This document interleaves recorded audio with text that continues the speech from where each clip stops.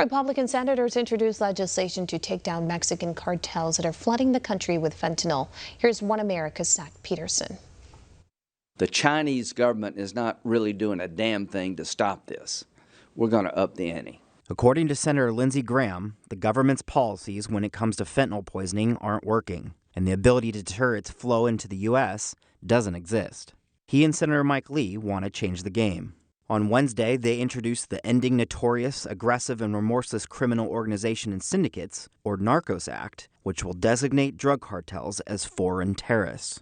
110,000 Americans died of fentanyl poisoning in 2022 alone. Senator Mike Lee puts that figure into perspective. It's the equivalent of, say, an Airbus A350 or perhaps a Boeing 767 or 787, depending on the configuration, going down every single day, full of passengers, with all of them dying, day after day after day.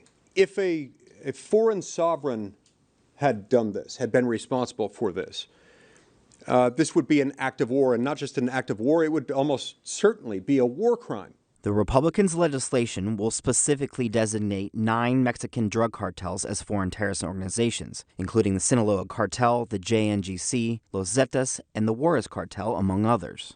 The legislation also creates an interagency task force to stop them, similar to the National Counterterrorism Center that was established in the wake of 9/11. It essentially gives the government the tools to seize cartels' assets, making it more difficult to transfer funds and do business in general.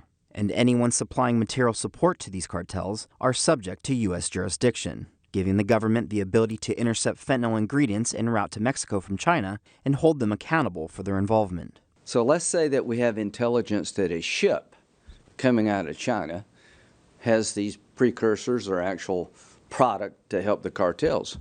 Under this designation, we could stop that ship. We could board that ship, and we could take that ship down. That's what Mike and I are trying to do. We're trying to change the game. Graham maintains hope that Democrats will jump on board with the N.A.R.C.O.S Act and that Mexico will join the U.S. to terrorize the terrorists. I can tell you what it's like to be a terrorist when the U.S. military is on your ass. You don't sleep well at night.